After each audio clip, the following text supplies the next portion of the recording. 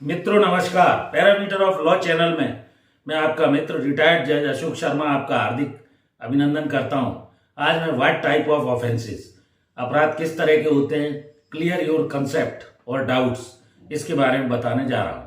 अभी हाल ही में 1 जुलाई 2024 से 3 पुराने कानूनों, भारतीय न्याय संहिता जो पहले आईपीसी थी उसको लाया गया है। इसी तरह भारतीय न्याय सुरक्षा संहिता 2023 जो सीआरपीसी के स्थान पर लाया गया है, और इंडियन एविडेंस एक्ट 2023 जो एविडेंस एक्ट के स्थान पर लाया गया है।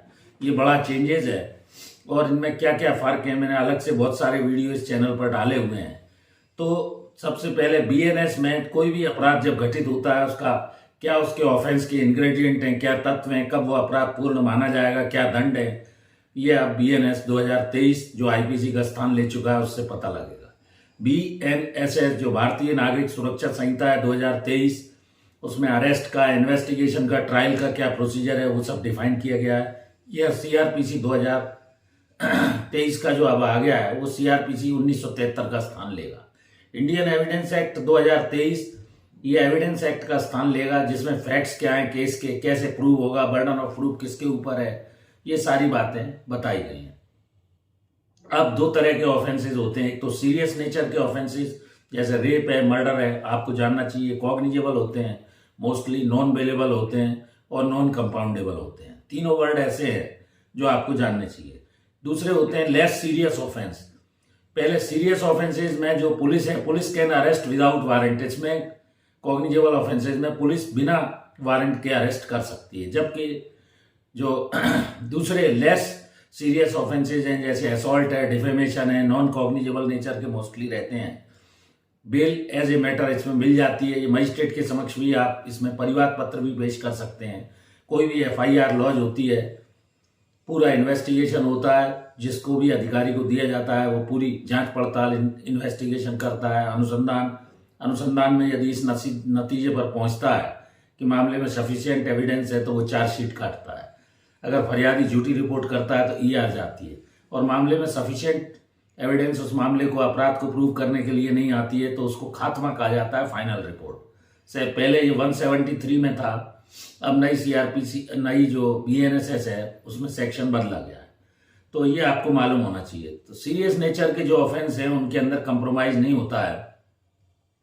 अब नॉन कॉग्निजेबल ऑफेंसेस जैसा मैंने अभी बताया कि एनसीआर रिपोर्ट आपने लिखाई, मजिस्ट्रेट के यहाँ गए, पुलिस रिपोर्ट बुलाई गई, परमिशन कोर्ट की लगी, शेड्यूल 1 में ये सारा डिफाइन किया गया है, तो ये आपको जानना चाहिए। दूसरा बेलेबल ऑफेंस वो है जिनमें लेस सीरियस नेचर के ऑफेंसेस होते हैं। अभी वर्तमान में 3 साल से कम के जो भी पनिशमेंट के केसेज हैं, राइट टू बेल उसमें डिमांड किया जा सकता है। Bail is a right and jail is an exception. जमानत अधिकार के रूप में मिल जाती है। जहां तक नॉन बेलेबल ऑफेंस का सवाल है, कोर्ट ये डिसाइड करती है सारे फैक्टर को देख के, ऑफेंस की ग्रेविटी क्या है, इन्वेस्टिगेशन में क्या पाया गया, और उस व्यक्ति की सर्कमस्टेंसेस क्या है, सीरियस नेचर का उसने ऑफेंस किया है, क्या बेल दी जानी चाहिए, नहीं दी जानी चाहिए, मानसिक स्थिति क्या है, बेल मांग रहा है, डिनाइल करने के कोई आधार है, ये सारी चीजें देखी जाती हैं। तो बेल देर सवेर सभी मामलों में सेशंस या हाईकोर्ट से या सुप्रीम कोर्ट से मिल जाती है। मैंने अलग से बहुत सारे वीडियो इस पर भी बनाए हुए हैं। अब जहां तक कंपाउंडेबल ऑफेंस का सवाल है, समझौता योग्य सीआरपीसी की धारा 320 में को with the permission of the court और without permission of the court के बारे में व्यवस्था दी गई। कौन से मामले राजीनामा योग्य हैं, कौन से कोर्ट की अनुमति से हैं, कौन सी बिना अनुमति के हैं, ये टेबल चार्ट दिया गया है। जब भी कोई ऐसा मामला किसी के विरुद्ध लगता है, वकील साहब से पूरी राय लेकर आप चाहें तो समझौता भी कर सकते हैं। नॉन कंपाउंडेबल सीरियस नेचर के केसों में कंपाउंड नहीं होता है राजीनामा, और वो पूरी ट्रायल मेरिट पर चलने के बाद ही जो भी स्थिति आती है। तो जो सीरियस नेचर के ऑफेंस है उनमें जैसा मैंने बताया राजीनामा नहीं होता है, ये आपको जानना चाहिए। रेप मर्डर जैसे केसेस में, छोटे मोटे जो मामले हैं उनमें राजीनामा हो सकता है।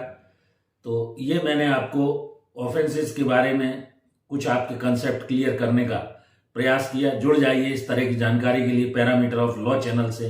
एक और अनुरोध, मेरी धर्मपत्नी श्रीमती अर्चना शर्मा का भी यूट्यूब पर चैनल अर्चना आरटीएफ के नाम से है, कृपया उस चैनल को भी देखिए, वीडियोस लाइक कीजिए, शेयर कीजिए। इस वीडियो में यहीं तक, फिर मिलते हैं नए वीडियो के साथ। Thank you for watching this video. नमस्कार।